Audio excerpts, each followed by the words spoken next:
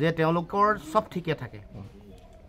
নিৰ্বাচনৰ আগলৈকে মানে সিটৰ কথা পতা লাগে সিটৰ কথা পতা দিনাখনৰ পৰা গণ্ডগোলটো আৰম্ভ হয় এটোতো ভাল কথা নহয় কাৰণ এৰা ধৰা সবেই কৰিব লাগিব কাৰণ দলৰ স্বাৰ্থ আৰু ব্যক্তি স্বাৰ্থৰ উদ্ধলে গৈ মুখ্যমন্ত্ৰী হম বুলি ভাবি থকা কথা বতৰাবোৰ সামৰি প্ৰথমে বিজেপিক হৰুৱাই লওঁচোন আহক এইটো ভাবিব লাগিব আৰু এটা ভূপেন বৰাই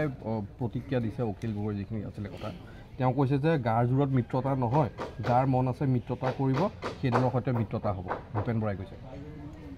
মই মোৰ কথাটো মই স্পষ্ট দৃষ্টিভংগী এইটো ব্যক্তিগত মিত্ৰতা কৰিবলৈ যাওঁতে এইটো চাব লাগিব যে আমি বিজেপিক কেনেকৈ পৰাভূত কৰিব পাৰোঁ যদি ভৱিষ্যতৰ দিনসমূহত মিত্ৰতাৰ কথাবোৰ আহে তেতিয়া এই কথাবোৰ চাব লাগিব যে পৰাজয় কৰিবৰ কাৰণে কাৰণ মিত্ৰতাৰ কাৰণেও মিত্ৰতা কৰি লাভ নাই আৰু মিত্ৰতা কৰিলে বিজেপিক পৰাভূত কৰিবৰ কাৰণে প্ৰয়োজনীয় ৰণকৌশলো তৈয়াৰ কৰিব লাগিব এইটো হ'ল মূল কথা আৰু তাৰ কাৰণে সকলোৱে অলপ চলপ ত্যাগ কৰিব লাগিব নিজৰ জেগাৰ পৰা সকলোৱে তললৈ নামিব লাগিব সকলোৱে নিজৰ ইগো অহংকাৰ সামৰি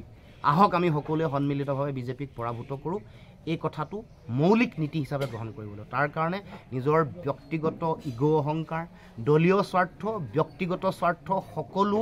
উদ্ধলে গৈ অসমৰ জনগণৰ ভাল ভৱিষ্যতৰ কাৰণে সকলোৱে চিন্তা চৰ্চা কৰিব লাগিব নীতি কি হ'ব কাৰ কিমান চিট হ'ব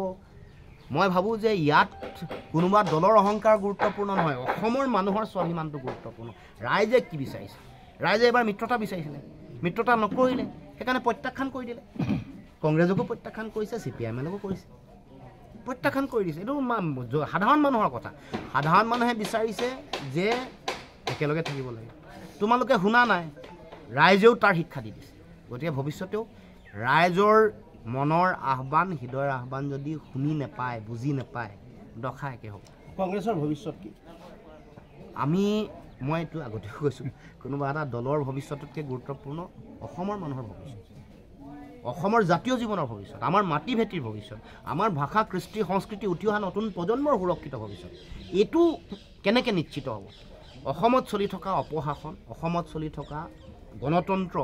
ন্যায়পালিকাক সংকটত পেলোৱা ব্যৱস্থা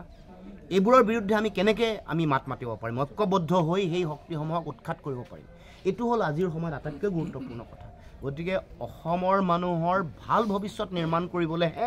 আমি আচলতে নীতি বা ৰণকৌশল প্ৰস্তুত কৰাটো আজিৰ সময়ত আটাইতকৈ বেছি প্ৰয়োজন কালি সভাখনত যদি কংগ্ৰেছ নাথাকে তেনেহ'লে এই মিত্ৰতাটোতো মূল কথাটো এই আমি কংগ্ৰেছে যেতিয়া এৰিলে তাৰপিছত আপোনালোকে পটভূমিটো জানে অসম মিত্ৰজোঁটটো আমি সকলোৱে গঢ়ি তুলিলোঁ ক'লোঁ যে আমি কিন্তু একেলগ হৈ আছিলোঁ আপোনালোক গুচি গৈছে আমি আছোঁ গতিকে আমাৰ সেইকাৰণে আমি গোটেই বাকী দলবোৰে আমি কথা বতৰা পাতি কি কৰিব লগা আছে কৰণীয় দায়িত্ব এইটোতো আৰু আমি জনগণৰ যিটো আহ্বান তেওঁলোকে কি বিচাৰিছে এই কথা বতৰাবোৰ চাই গোটেই ৰণনীতি তৈয়াৰ কৰিব লাগিব আৰু এইটো ময়ো অকলে ক'ব নোৱাৰোঁ অসম মিত্ৰজোঁটে আলোচনা কৰি এটা সঠিক আৰু মই ভাবোঁ যে শক্তিশালী সিদ্ধান্ত গ্ৰহণ কৰে আমি হিমন্ত বিশ্ব শৰ্মা যিগৰাকীয়ে অসমত ভয়াৱহ এটা শাসন ব্যৱস্থা চলাইছে তেওঁৰ নেতৃত্বাধীন বিজেপিক কেনেকৈ অসমৰ মাটিৰ পৰা উৎখাত কৰিব পাৰি তাৰ কাৰণে প্ৰয়োজনীয় ৰণকৌশল আমি কেনেকৈ গঢ়ি তুলিম তাৰ কাৰণে একতাৰ কিমান প্ৰয়োজনীয়তা আছে সকলো কথা পুংখানুপুংখভাৱে আমি বিশ্লেষণ কৰিম পৰ্যালোচনা কৰিম আৰু আমি বাস্তৱ পৰিস্থিতি সকলোৱে অনুধাৱন কৰি আমি কেনেকৈ আগবাঢ়িব পাৰোঁ সেই সম্পৰ্কতো আমাৰ চিন্তা চৰ্চা থাকিব গতিকে সকলো দলৰে মতামত আমি ল'ম কেনেধৰণে ভাবে কি কৰাটো উচিত কেনেকৈ আগবঢ়াটো উচিত কাৰণ আমি সদায় দেখি আহিছোঁ যে নিৰ্বাচনৰ আগলৈকে সিটৰ কথা নহালৈকে আমাৰ মিত্ৰতাটো সবৰ ঠিকে থাকে সিটৰ কথা যেতিয়া আহে তেতিয়াই কংগ্ৰেছে অকণমান বেলেগ ধৰণৰ তেওঁলোকে ব্যৱহাৰ কৰিবলৈ আৰম্ভ কৰে গতিকে সেই কথাটো আমি উপলব্ধি কৰিব লাগিব এইটো আমি কেৱল মাত্ৰ ইগো আৰু অহংকাৰৰ মাজত থাকি নিৰ্বাচনত যুঁজিম নে সঁচাকৈ বিজেপিক হৰুৱাবৰ কাৰণে হিমন্ত বিশ্ব শৰ্মাক উৎখাত কৰিবৰ কাৰণে আমি কাম কাজ কৰিম কাৰণ শেহতীয়া যিটো উদাহৰণ হাৰিয়ানাৰ আপোনালোকে সকলোৱে দেখিলে হিচাপ নিকাচো দেখিলে আপে 1.79% ভোট লৈ যোৱাৰ লগে লগে কেনেকুৱা অৱস্থা এটা হ'ল তাত কংগ্ৰেছৰ তাৰ আগৰ অভিজ্ঞতা হ'ল মধ্যপ্ৰদেশ আৰু ৰাজস্থান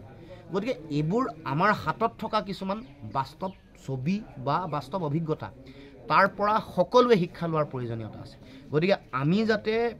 পৰাভূত কৰিবলৈ লগা প্ৰয়োজনীয় যিটো শক্তিশালী ৰণকৌশল সেই ৰণকৌশলৰ কাৰণে বাস্তৱ পৰিৱেশ পৰিস্থিতি সন্মুখত বিজেপিৰ দৰে অতি ধনবন্ত দলৰ তেওঁলোকৰ কূটকৌশল সাম্প্ৰদায়িক ৰাজনীতি ভোট বিভাজন মেৰুকৰণ আৰু প্ৰলোভনৰ ৰাজনীতিৰ জালখন ফালি কেনেকৈ জনতাক তেওঁলোকৰ বিৰুদ্ধে উদ্বুদ্ধ কৰিব পাৰোঁ সেই সম্পৰ্কত এটা আমি পৰৱৰ্তী দিনৰ ৰণনীতিৰ কথা পাতিবৰ কাৰণে আমি কাইলৈ একত্ৰিত